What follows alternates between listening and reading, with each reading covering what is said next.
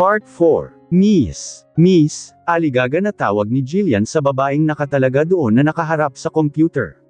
Yes. What can I do for you, ma'am? Anito at hinarap siya. Lumunok si Jillian upang mawala ang kung ano mang nakabara sa kanyang lalamunan. Yung pasyente sa monitoring room. Yung dating pasyente doon, nasaan na po siya? Kinakabahan niyang tanong. Yung babae. Anito dahil lalaki kasi ang pumalit sa kwartong iyon. Anong pangalan? Tanong pa nito habang nakaharap na muli sa monitor.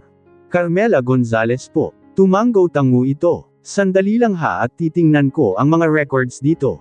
May iilan na kasing pumanaw na mga pasyente nitong mga nakaraang araw. Pinunasan ni Jillian ang kanyang noo. Bakit kailangan pa nitong sabihin iyon? Ano ang gusto nitong iparating? Carmela Gonzalez. Bulong nito habang nakatingin pa rin sa screen. Biglang sumeryoso ang mukha ng babae maya-maya.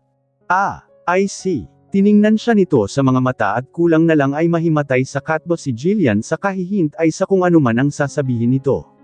Your mother fought hard during her surgery. Umiling ito. Umawang ang labi ni Jillian. Umiling siya habang nagbabadya ng tutulo ang kanyang mga luha. Ngunit bago pa iyon mangyari ay ngumiti ang babae at muling nagsalita. The surgery is successful. You can find Mrs. Carmela on rooms 36. Halos mapugto ang hininga ni Jillian. Sa matinding inis sa babae ay hindi na niya napigilan ang kanyang sarili. Dumukwang siya sa may mesa at sinakaw ito.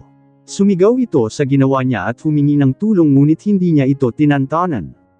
Kulang na lang ay mamatay siya sa sobrang nerbiyos sa pambibitin sa kanya ng impormasyon. Bakit hindi na lang nito sabihin ng diretso? Hindi yung ganun na may pa-suspense pa. Sa tingin ba nito ay nakakatawa yung ginawa nito? Guard! May nag-aaway dito. Inis na inayos ni Jillian ang kanyang lukot-lukot na damit. May ilan din yung butas dahil sobrang hahaba ng kuko ng babaeng nakaaway niya. Pareho silang napag-alitan pero siya ang kinampihan sa huli matapos niyang magpaliwanag. Mali naman kasi ang ginawa nito dahil hindi biro ang mga bagay na ganun. Papunta na siya ngayon sa kwarto na sinabi nito. Hindi niya mapigilan ang hindi makaramdam ng labis na tuwa at pagkasabik dahil sa naging matagumpay ang surgery ng kanyang ina. Ibig sabihin lang nun ay si Lance Erig nanalo sa auction. Mukhang sobrang busy siguro nito kaya hindi niya matawagan. Di bale at sasadyain na lang niya ito mamaya sa opisina nito. Agad niyang nakita ang room 36. Hindi pa masyadong nakakalapit si Jillian sa pintuan nang bigla itong bumukas. Iniluwan nito ang Kuya Ruben niya na pagod ang mukha. Natigilan siya sa paglalakad lalo na nang magtama ang kanilang mga mata. Nakita ni Jillian ang pagkagulat sa mga mata ng kapatid kaya napangiti siya at sinalubong ito.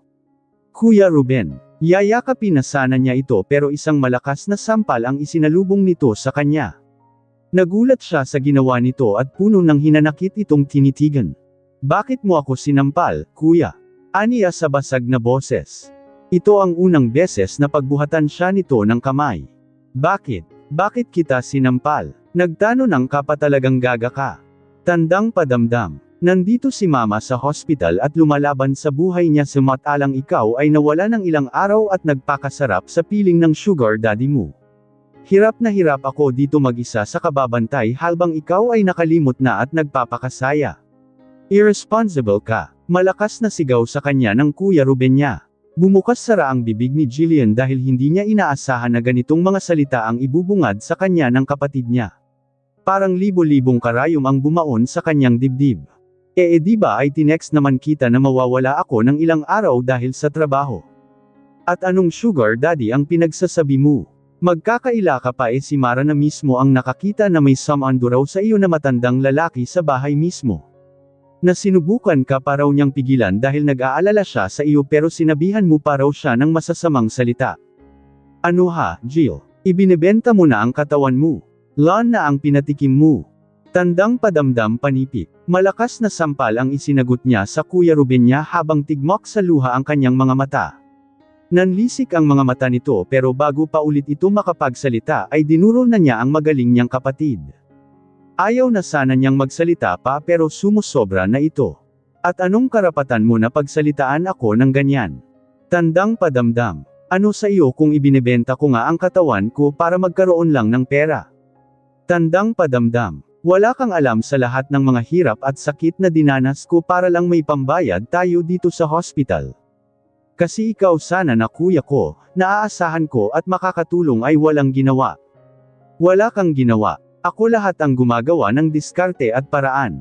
Kung hindi sana ako sumugal, kung hindi ko sana itinaya ang buhay ko ay hindi sana maooperahan si mama. Handa akong isakripisyo ang lahat para gumaling si mama tapos ito ang maririnig ko sa iyo. Susumbatan mo ako. Ano bang ginawa mo upang magdrama ka ng ganyan wala naman. Kung hindi ako gumawa ng paraan ay matagal na nilang inalis si mama dito sa hospital. Malakas na tili niya dito. At mas pinapaniwalaan mo pa talaga ang mara na iyon na napulot mo lang sa kung saan-saan kaysa sa akin na mismong kapatid mo. Sa akin na lagi mong kasama. Sa akin na kadugo mo at kapamilya. Tandang padamdam. Simula nang makilala mo ang babaeng iyon ay naging baluktot na iyang pag-isip mo. Nasa kanya na lahat ng atensyon mo. Nakalimutan mo na kami ni mama na siyang lagi mong karamay noon. Mga sarili nyo lang ang inisip nyo. Lagi kayong kumakain sa labas pero ni minsan ay hindi mo man lang magawang iuwian si mama ng masarap na pagkain. Lagi mo na lang sinusunod ang lahat ng sinasabi at mga kapristo ng babaeng yun. Unti-unti kanyang pinapatay, kuya. Hindi mo ba iyon nakikita? Tandang padamdam panipik. Pinunasan niya ang kanyang mga luha at puno ng galit at puot na tinitigan ang kapatid niyang nakaawang ang mga labi sa kanya. Alam mo ba kung ano ang tingin ko sa iyo? Tutal isa kang aso na ginagawa lahat ang sinasabi ng amo. Iwan mo na siya at magbagong buhay ka na. Kuya matanda ka na. Alam mo na kung ano ang tama at mali. Muling namalisbas ang kanyang mga luha at humikbi. Kailan ka ba magbabago? Isipin mo naman kaming pamilya mo. Hindi na niya hinintay pa ang kung ano ang magiging reaksyon ng Kuya Ruben niya sa lahat ng mga sinabi niya at mabilis siyang nagtatakbo palabas ng hospital.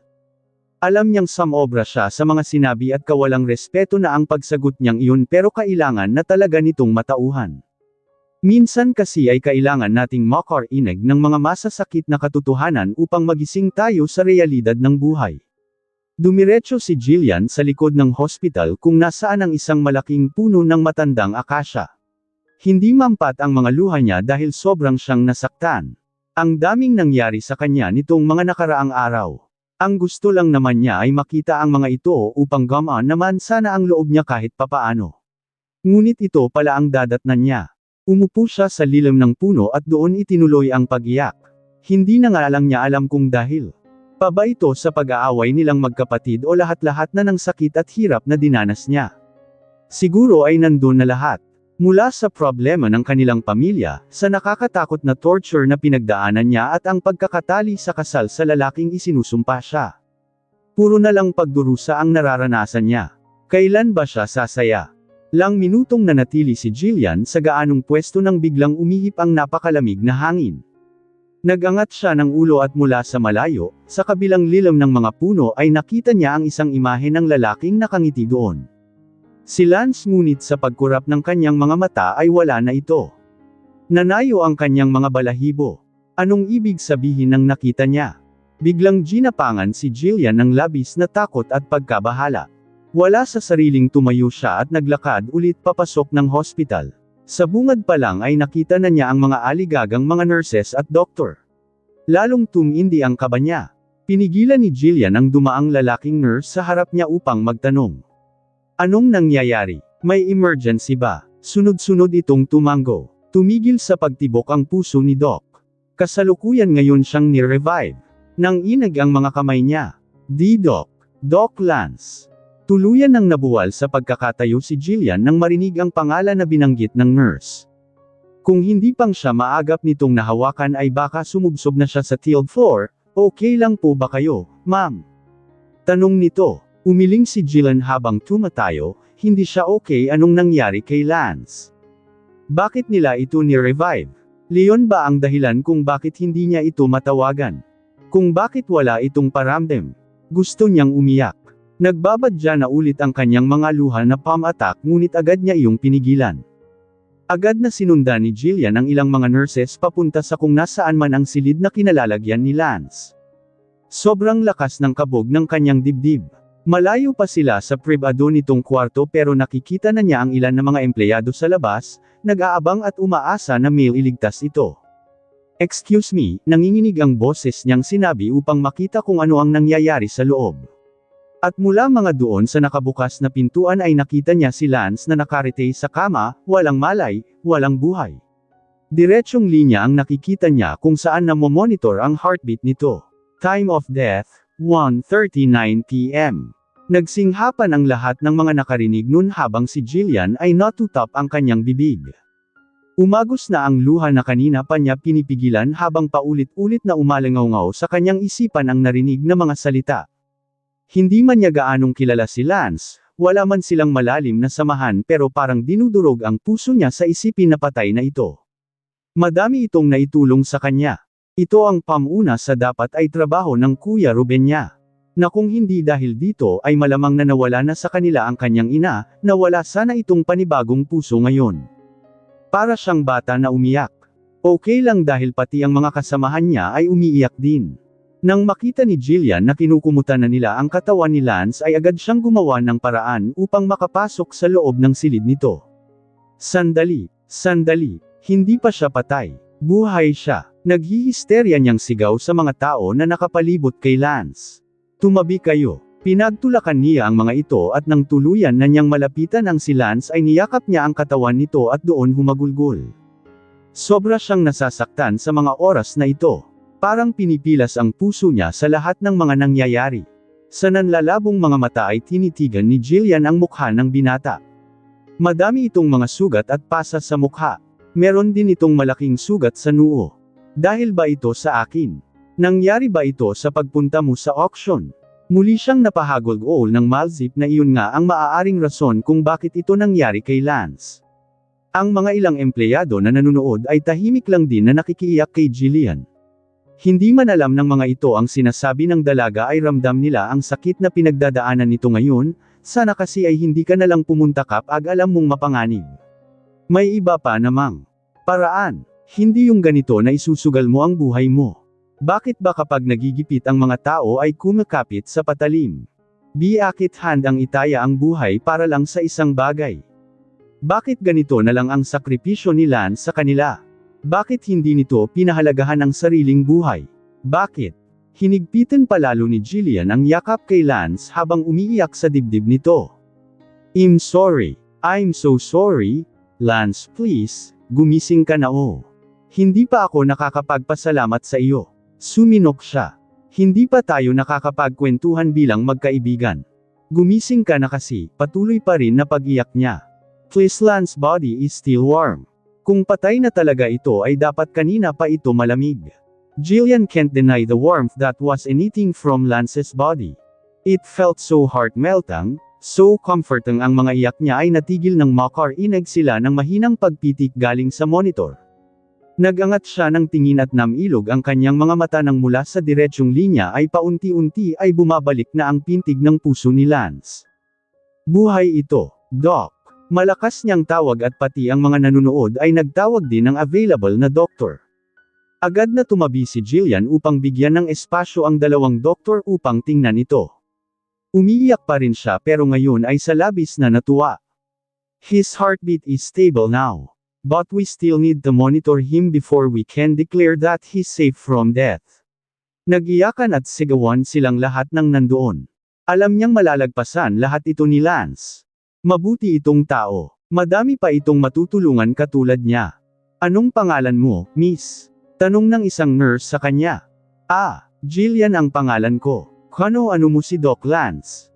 Grabe ka kasi na umiyak kanina. Girlfriend ka ba niya? Wala naman kaming nababalitaan na may girlfriend siya, tanong nito habang pababa na silang lahat. Ngumiti si Jillian dito. Hindi niya ako girlfriend. Magkaibigan lang kami. Though hindi naman kinumpirma ni Lance na magkaibigan nga sila, kabastusan naman siguro at kawalang respeto kapag sinabi niyang kakilala lang niya ito. Ganun ba? Naku, nakakaawa talaga ang itsura ni Doc Lance noong isinugod ito sa hospital.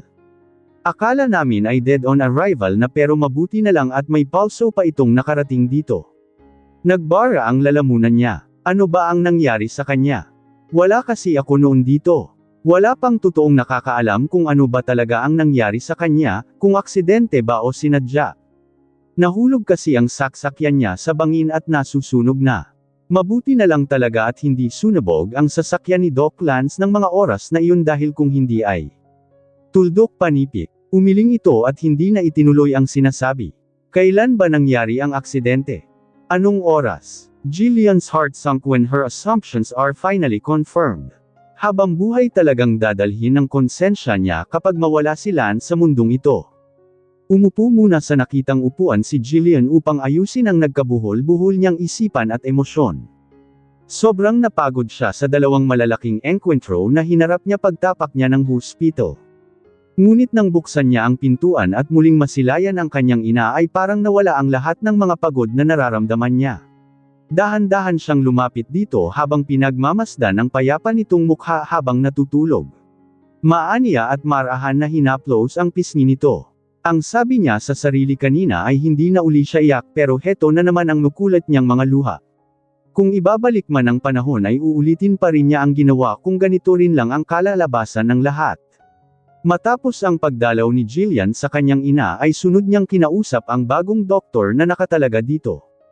She settled everything, the pending hospital bills, the medicines and the cost of her mother's surgery. Madami pang natira sa ideposito ni Madison pero hindi niya iyon gagalawin para sa pansarili niyang mga gastusin. Kailangan niyang palitan kung may dinagdag man si Lance upang mas-secure nito ang pagkapanalo sa auction. Gustong umuwi ni Jillian sa kanilang bahay dahil namimiss na rin niya ito pati na ang kanilang pusa. Ngunit nang maalala ang pag-aaway nila ng kanyang kapatid ay umurong agad siya. Baka magkainitan lang ulit sila. Bukod pa doon ay ayaw niyang makita ang pagmumukha ni Mara dahil baka kung ano ang gawin niya dito. Ang kapal ng mukha. Gumawa pa talaga ng istorya upang mapasama siya sa Kuya Ruben niya. At ang utu-uto naman niyang kapatid ay ang daling maniwala. Papasok na siya sa gate ng bahay ni Paxton nang may makasabayan siyang itim na sasakyan papasok. Tumigil ito saglit sa tabi niya. Si Paxton ba ito? Akala niya ay bababa ang bintana nito pero napasimangot siya ng dumiretso na ito papuntang garahe. Si Paxton nga, kahit na ang sasakyan nito ay may attitude rin. Tumuloy na lang din siya. Nang malapit na siya sa garahe saka lumabas ang asawa kuno niya na para bang hinintay talaga siya. Kunot na kunot ang noo nito na kulang na lang ay magsalubong ang makakapal nitong mga kilay. Pogi na nga ito sa normal na damit, lalo pang turnangkad ang kakisigan nito sa suot na business attire. Saan ka galing? Bakit ngayon ka lang umuwi?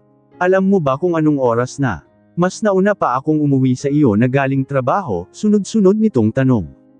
Tumaas ang kilay niya. Nauna, sabay lang naman tayong umuwi. Nauna ako, pagdidon nito. Nauna akong nakarating dito sa parking lot kaysa sa iyo. Now, tell me kung saan ka nang galing. Hindi napigilan ni Jillian na airepan si Paxton. May pagkaisip bata rin pala ang isang ito eh. Dumalaw lang ako sa bahay saglit, sagot niya at nilagpasan ito. Saglit, may saglit ba na Abby nang uwi? Hinarap muli niya ito. Pwede bang huwag mong questionin ang mga ginagawa ko? May pamilya ako. Anong masama kung sulitin ko ang mga oras na kasama sila? I don't care about your family. You are married to me. I own you already. Subukan mano ulit na gabihin sa labas, banta nito sa kanauna nang pumasok sa loob ng bahay. Hindi na lang ito pinatulan ni Jillian at sumunod na rin sa loob. Ito ang unang gabi niyang kakain dito pero mag-isa lang siya sa mahabang hapag. Bahagya pang natawa si Jillian sa sarili. Nakalimutan niyang may schedule nga pala sila ng pagkain ni Paxton. Ang rason, simple lang. Ayaw siya nitong kasalo. Mawawalan daw ito ng gana kapag siya ang kaharap nitong kumain. Hoy, Lily, kinatok ni Jaime ang kwarto ng anak, lang araw ka nang nagkukulong dyan sa kwarto mo ah. Magmumumok ka. Na lang ba dyan habang buhay? Ibinato ni Lily ang yakap-yakap na unan sa pintuan. Leave me alone, Dad. Naririnig mo ba ang sinasabi mo? Sa tingin mo ba ay makakatulong yang ginagawa mong pagkukulong? Aba, kung ako sa iyo ay babawin ko si Paxton sa babaeng iyon. Nagtitili ang dalaga nang muling maalala ang buwisit na babaeng Samira ng kasal nila ni Paxton. Dapat ay nasa honeymoon na silang dalawa sa mga oras na ito kung hindi lang ito umeksena. Mabuti na lang talaga at private ang kanilang kasal ayon na rin sa kagustuhan ni Paxton. Kung ipinilit niya sana ang gustong engrandeng kasal at nangyari iyon ay malamang na mapapahiya siya. Magiging laman ang failed wedding niya sa mga magazines at tabloids ng ilang buwan. Muling tumunog ang cellphone niya at nang nakitang si Paxton ulit ang tumatawag ay lalong nagliyab ang galit niya. Nagpaliwanag na ito sa kanya through text. Naniniwala siya dito pero may kaunti pa rin siyang pagdududa. Ang gusto niya ay magmakaawa itong lumuhad sa harap niya. Nagsisisi rin siya sa ginawang pag-alis noon sa simbahan. Pinangunahan lang siya ng kanyang emosyon. Kung nanatili lang sana siya doon ay nailang paso na sana niya ang mukha ng walang hiyang babae na iyo. At higit sa lahat ay hindi sana ikinasal ang angkasintahan sa higad na iyon. Nagsisigaw si Lily at nagbasag na naman ng mga gamit. At ang matandang Hendrix na iyon. Lagi na lang itong kontra sa relasyon nilang dalawa ni Paxton. Baka ito rin ang may pukana sa lahat ng nangyaring komosayon sa simbahan. Malamang na inutusan nito ang babaeng iyon. You goddamn old hag. Sigaw niya. Minumura mo ba ako, Lily? Senggal ng kanyang ama na nasa labas pa pala ng kwarto niya. No, Dad. Si Tito Hendrix ang minumura ko. Narinig niya ang pagbuntong hininga nito. We can't do anything about Hendrix. Ang dapat mong pagtuunan ng atensyon ay ang relasyon niyo ni Paxton. We need his name to benefit our company. Alam mong palugi na ang mga negosyo natin. Kailangan niyong makasal para mas alba ang ating kumpanya. Lang beses mo na bang sinabi iyan, Dad? I know, okay. Hindi mo na kailangang ipaalala pa iyan araw-araw. Then what the heck are you doing? Get up and win him back. That's their real plan. To make Paxton fall in love with her, them getting married and use his name in their advantage. But her stupid heart falls for him real hard. Wala na Sly ang pakialam sa una nilang plano ng ama. Ang importante ay maangkin niya ang lalaki ng buong buo. Sasagasaan niya lahat ng hamarang sa daanan niya. At ang babaeng leon, kumuyam ang mga kamao, yalagay niya ito sa kung saan ito nararapat. Hinablat niya ang cellphone at siya na mismo ang tumawag sa binata. Hello babe. Ginamit niya ang pinakamalamyos niyang boses upang kausapan ito. I'm sorry if I've been avoiding you but can we meet tonight? Of course, babe. Should I pick you? Saan mo ba gustong makipagkita? Ngumisi si Lily na parang demonyo. Sa bahay mo. I'll come over and stay with you for the whole night. What do you want again this time, Dad? Sagot ni Paxton sa tawag ng ama. Nasaan ka? Nasa club ka na naman. Umikot ang mga mata niya tutal at hindi naman siya nakikita ng ama. Nasa club nga siya kasama ng kanyang mga kaibigan. Umuwi lang siya kanina upang magpalit saka dumiretso dito. He needs a Frivitsking alcohol. It's hard for him to sleep lately these days. I'm already a grown-up man. I can make decisions for myself. Kailangan ko pa bang magpaalam sa iyo, Dad? Puno ng sarkasmo ang boses nang sinabi niya iyon. Son, you're already a married man. Dapat ay iwasan mo na ang mga ganyan na gawain. May asawa ka na, siya dapat ang pagtuunan mo ng pansin. Mariin na napamura si Paxton sa kanyang isipan habang naghahanap ang mga mata niya ng bagay na pwede niyang paglabasan ng galit. Lumabas kasi siya kanina ng club nang makitang tumatawag ito. Hindi talaga niya mapigilan ang pag-usong ng galit sa kanyang dibdib tuwing mababanggit ang bagay na iyon. Ang babaeng iyon, Elle already did what you told. I married that woman. Isn't that enough? What else do you want from me, Dad? I want you to act as a real husband.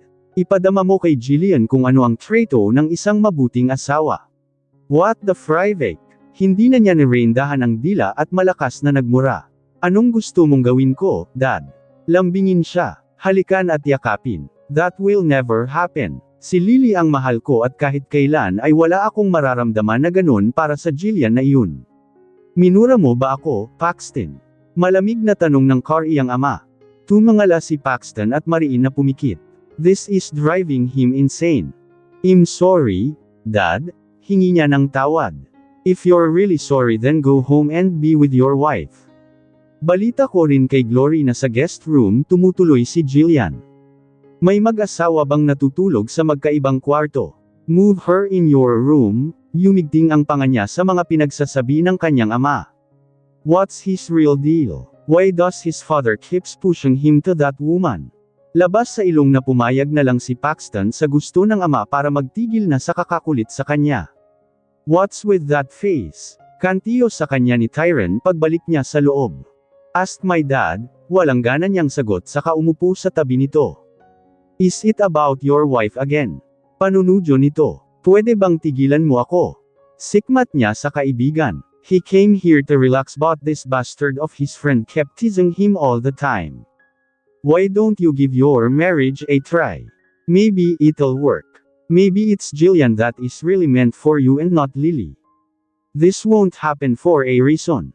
Just look at the turn of events of my life, si Gio na parang guro kong magsalita. Sinaman niya ito ng tingin. Don't compare my love story to yours. Magkaiba tayo ng sitwasyon, Gio. You love Katja ever since kahit na kayo pa noon ni Shannon. In denial ka lang. While me, don't even know that woman. Give it a try. He'd rather die. Kamusta naman si Lily? Tanong ni Tyron kay Paxton maya-maya. Sa totoo lang ay ayaw nilang magkakaibigan kay Lily. Hindi lang nila masabi ito kay Paxton dahil ayaw nilang masira ang kanilang pagkakaibigan. Ngunit kahit ganoon ay pinapakisamahan pa rin nila ng mabuti ang babae. He was there on his wedding day. Nasaksihan niya ang lahat ng mga nangyari. Normally ay makikialam siya pero nag-enjoy talaga siya sa palabas na iyon. Kung gusto niya talaga si Lily para dito ay may ginawa rin sana siya noon. Pero hindi Labis pa nga siyang naaliw at tahimik na humiling na sana ay nagdala siya ng popcorn. Hindi kilala ni Tyron ang babaeng nanggulo ng kasal but heck, she's so damn pretty. Nagtataka talaga siya kung sino ang nag-utos dito. Sayang at naikasal na ang babae kay Paxton. I've been trying to reach her pero ayaw pa rin niya talaga akong pansinin. Sinubukan ko rin na pumunta sa kanilang bahay ngunit malayo pa lang ako sa gate nila ay pinagtatabuyan na ako ng mga guards. Paxton wants to comfort his girlfriend, tell him that everything's alright, that she's the one he loves, mukhang nasaktan talaga ito ng husto. If she wants time then he'll give it to her. Nandito lang siya at naghihintay dito. Walang nagbago. Nagkatinginan naman sina Tyron at Gio. Silang dalawa lang kasi ang available ngayon. Si Gio naman ay maayos na nakapagpaalam sa asawa. Malalim na ang gabi nang makauwi si Paxton galing club. He felt hot all over. Tatapak na sana siya sa shower nang tumunog ang cellphone niya. His heart leaped when he saw that Lily is calling him. I'll come over and stay with you for the whole night. Napangiti siya sa sinabi nito. Hindi mapakali si Jillian sa kanyang higaan. Kanina pa siya pabaling-bilang sa kama pero nairita ang kanyang katawan. Bakit ba ganito ang nararamdaman niya? Bumangon na lang siya at dumiretso sa banyo upang maligo ng malamig na tubig, nagbabaka sakali na maibsan ang iritasyon niya. Habang pinupunasan ang kanyang mahabang buhok ay napadako ang kanyang mga mata sa orasan. Alauna na ng madaling araw. Nagpasya siyang bumaba sa kusina upang magtimpla ng mainit na gatas. Bitbit ang tuwalya habang patuloy pa rin na pinupunasan ang buhok ay tinungo na niya ang daan papunta sa kusina. Hindi na niya binuksan pa ang mga ilaw at ginamit na lang ang flashlight ng kanyang cellphone. Pababa na sana siya sa hagdan ng makarinig siya ng mga daing at ungol. Natigil si Jillian sa paglalakad at nabaling ang tingin sa malaking pintuan na bahagyang nakaawang. Anong meron? Oh, Paxton, I really can't get enough of you, malakas na pag-ungol ni Lily habang walang kapaguran na gumagalaw sa ibabaw ng kasinitahan. Her lips were red and swollen, kiss and bite marks were all over her neck and showed ears. She was like a cat in heat as she kept moving her body in rhythm against Paxton. Oh baby, shit, sigaw pa nito. Paxton's slightly callous hands went to her hips and held it tightly. His eyes were drunk with alcohol and euphoria. He leaned into Lily and claimed her lips in so much hunger, hips moving upward to meet her every thrust. Yes, Paxton, that's it. You're being extra loud today, babe. Why is that, Ham? He whispered in a hoarse voice. Lily kissed him again. The answer to his question is very obvious. Her purposely or maybe not loud moans, and the ajar door. Tuldok. She wants that Jillian to see what was happening. To keep her on her right place and to know that she doesn't have a place in this house. Pinatay ni Jillian ang flashlight ng kanyang cellphone at wala sa sariling naglakad palapit sa pintuan na iyon. Hindi niya maintindihan ang sarili kung bakit ginagawa niya ito. Parang sinapian ang kanyang katawan, yung tipong may bumubulong sa kanyang tenga na kailangan niyang makita ang kung ano ang meron sa loob ng silid na iyon. Napapalunok si Jillian nang lalong lumakas ang mga pag-ungol na naririnig niya. Aside from a woman's moans and squeals, Jillian can also hear a low groans and growl from a man. Wala namang ibang lalaki dito sa bahay na ito maliban kay Paxton. Sa nakakabinging tibok ng kanyang puso ay sumilip siya sa bahagyang nakabukas na pintuan. And there in the middle of the king-size bed, both naked and were in intense scene, Jillian found Paxton having a great time, making love with the woman of his life, Lily Thompson. Literal na naitulos siya sa kanyang kinatatayuan dahil sa eksenang nakikita ng kanyang mga mata ng mga sandaling iyon. Yes, just like that, baby. Make it harder. May kung anong malamig na sensasyon ang kumalat sa sikmura ni Jillian nang marinig ang mga boses na iyon ni Lily. Tahimik siyang umatras palayo sa pintuan saka mabilis na nagtatakbo pababa ng hagdan. Habol niya ang hininga nang makarating sa kusina. Tama ba iyong nakita niya? Nandito si Lily at nakikipag. Marahas na inihilamos ni Jillian ang kanyang mga palad sa mukha. Hindi niya alam kung ano ang mararamdaman. Galit, inis, selos, hindi. Bakit naman siya magseselos? Ano? Naingat siya sa ginagawa ng mga ito. Hell no. Malakas niyang tinampal ang switch ng ilaw sa inis. Bigla na lang may surnigaw sa kung saan kaya napasigaw na rin siya. Inilibot ni Jillian ang kanyang mga mata sa bawat sulok ng kusina at ganun na lang ang panlalaki ng kanyang mga mata nang makita si Abby na nakaupo sa gilid ng ref, may subaw-subong kutsara habang sa kamay naman nito ay ang platito na may laman na cake. Nasa po niya ang dibdib habang palapit dito. Ano bang ginagawa mo dyan? Kasi nagkamot ito ng ulo, halatang nahihiya sa pagkakahuli niya dito. Linom lang kasi ako ng tubig nang makita ko itong blueberry cake. Bigla akong natakam. Hindi ko na napigilan kaya tinikman ko na. Bahagyang tumawa si Jillian sa sinabi ni Abby. Masarap ba? Tumango ito at lumapit sa lamesa. Gusto mong tikman? Alok nito na kanyang tinanggarn. Sinubuan na rin siya ni Abby. Ang sarap nga. O diba, sabi ko sa iyo Sandali.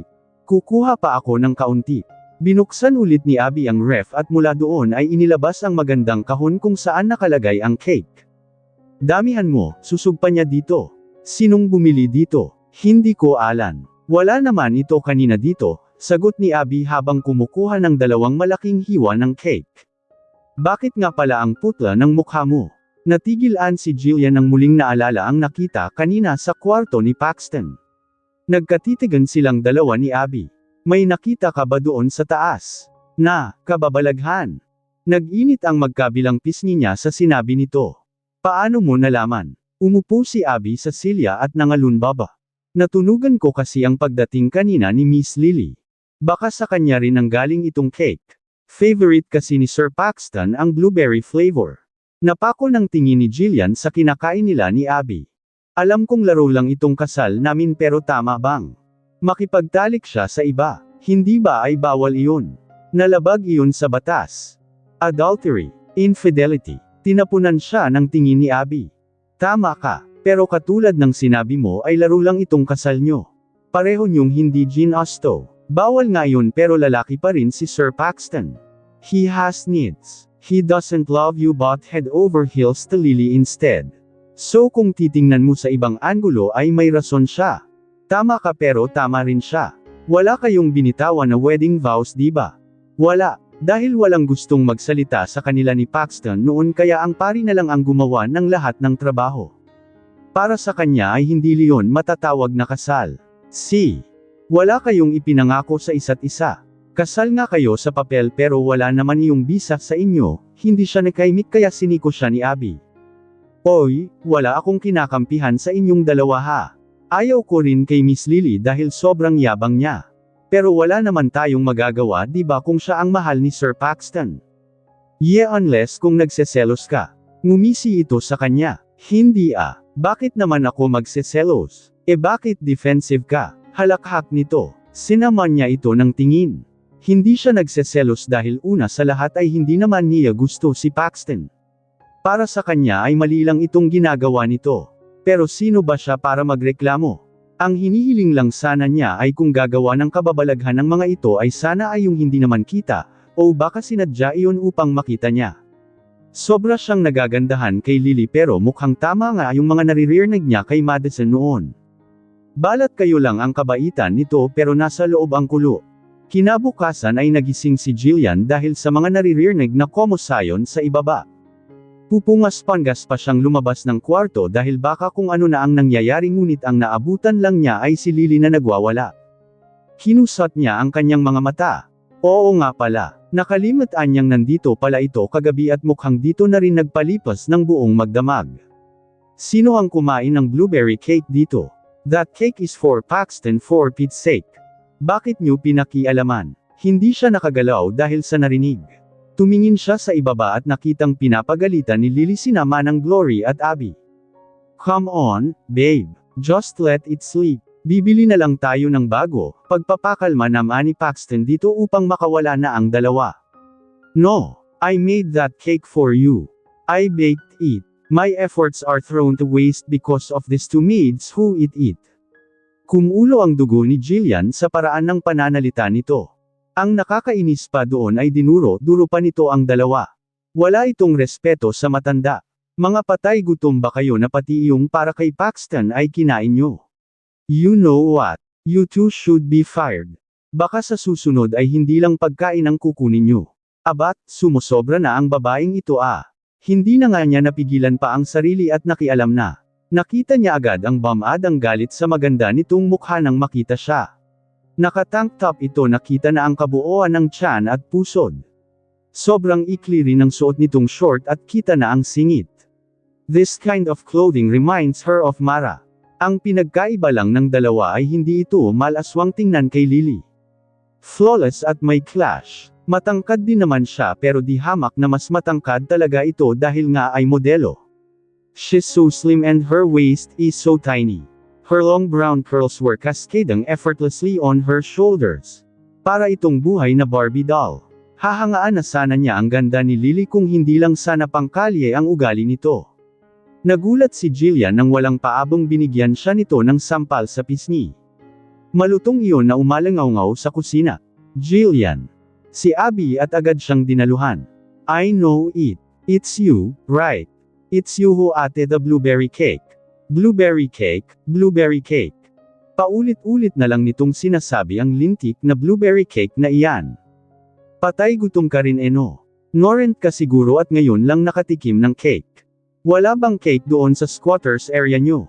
Matapang itong hinarap ni Jillian.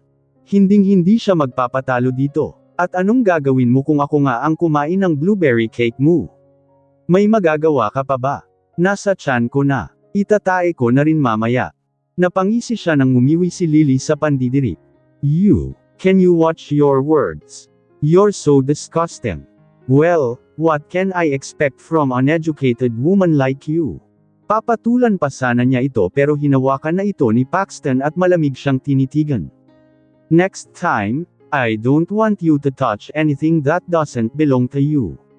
Hindi porket nandito ka na ay gagawin mo na ang lahat ng gusto mo. Know your place if you don't want me to throw you out of this house. Napipilan si Jillian sa matinding kahihiyan. Hindi niya inaasahan na ipapahiya siya nito ng ganito sa harap ni Lily. Mapakla siyang tumawa. Ano pa ba ang inaasahan niya? Nang uuyam nanginisihan siya ng babae habang pabalik ang mga ito sa itaas. Marahan naman na hinaplos ni Manang Glory ang kanyang likod. Okay ka lang, Jillian.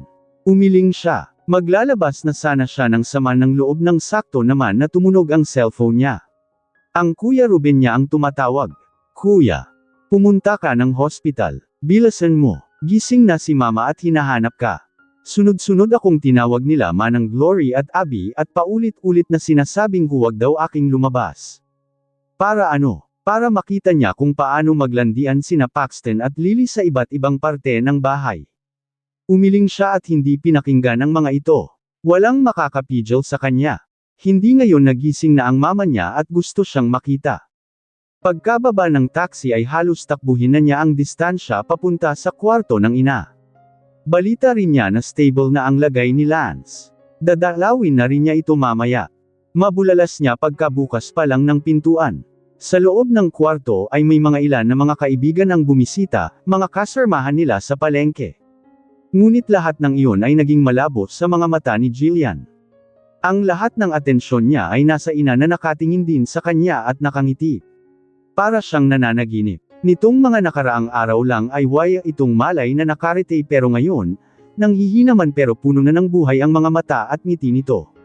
Jillian, anak. Jillian's lips trembled upon hearing her mother's voice. Oh God, kay tagal niyang inasam na. Marinig ulit niya ang pangalan sa labi ng ina. Hindi mo man lang ba ako bibigyan ng yakap dyan? Panunokso nito. Sunod-sunod siyang tumango at sa mabibilis na mga hakbang ay lumapit siya sa ina at binigyan ng mahigpit na yakap. Mama, tanggal niya na parang baka sa mga bisig nito. Miss na miss kita. Humigpit ang yakap ni Carmela sa anak at pati ito ay hindi mapigilan ang pagtulo ng mga luha. Miss na miss din kita, anak. Sobra. Sa isang gilid naman ay tahimik lang na nanonood si Ruben. Bumantong hiinga ito pagkatapos at nagpa siya munang lumabas. Napuno ng tawanan at kwentuhan ang silid ni Carmela. Ang daming kwento ng mga kaibigan ng kanyang ina tungkol sa mga nangyayari sa palengke habang wala sila. Napapangiti si Jillian sa sarili habang pinapanood ang Jaina niya na tumatawa.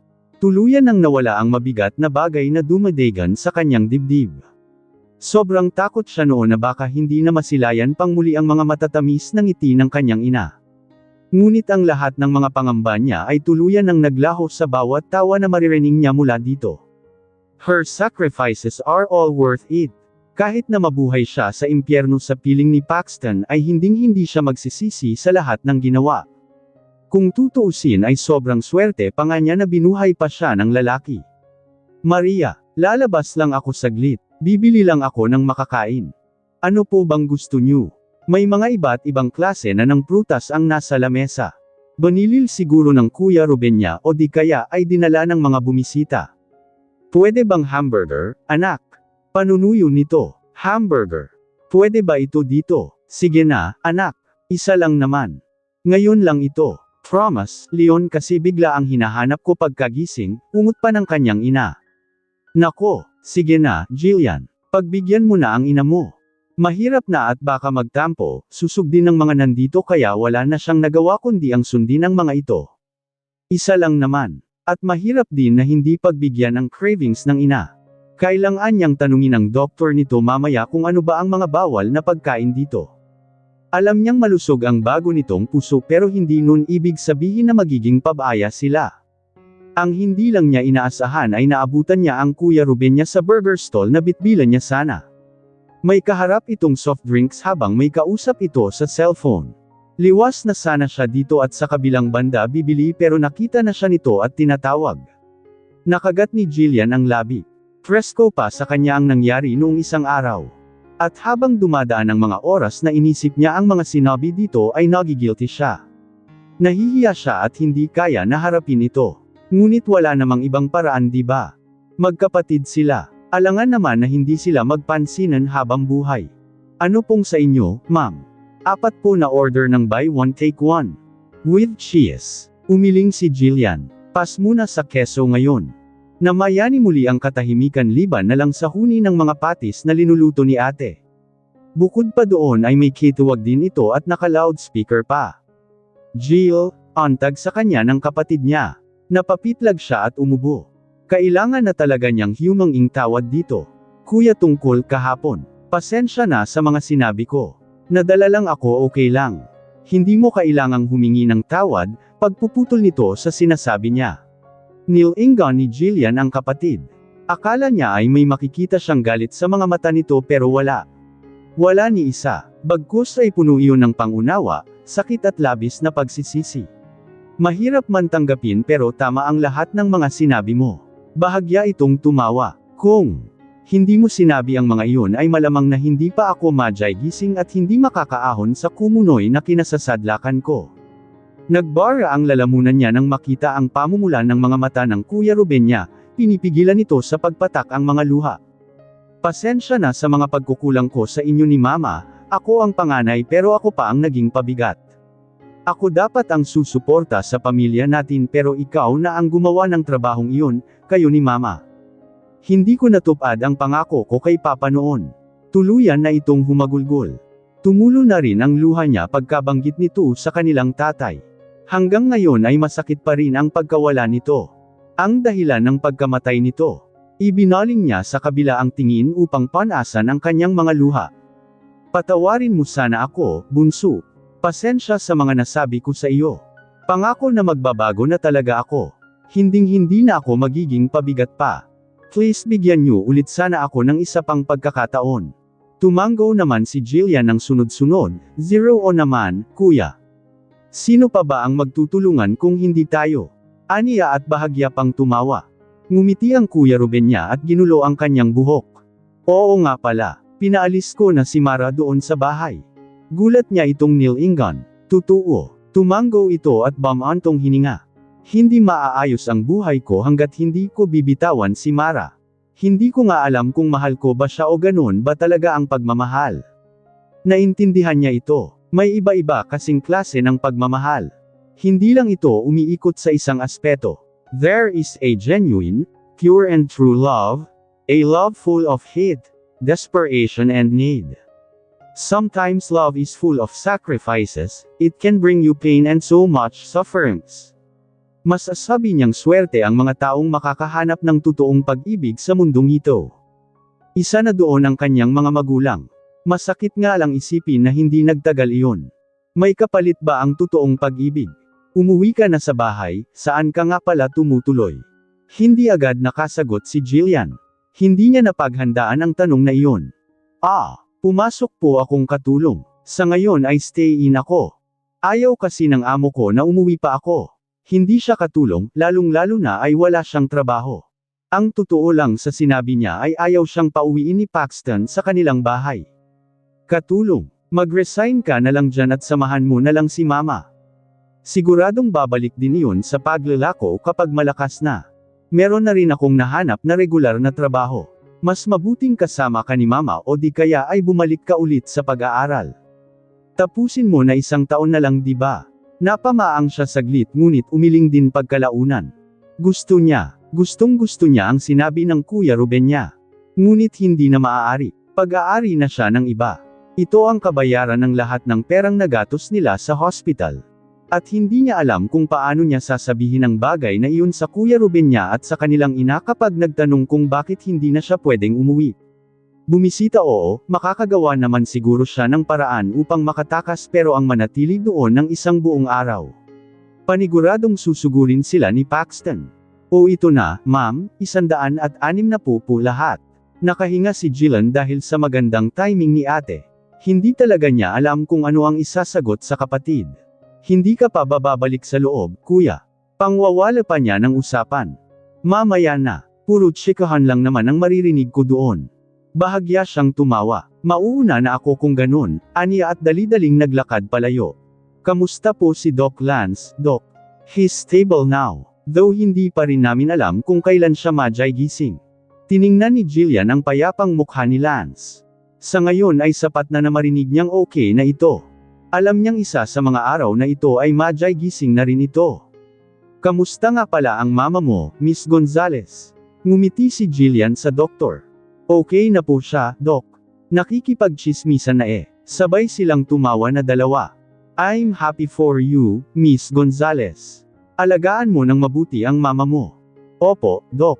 Nginitian niya ito. So far, so good.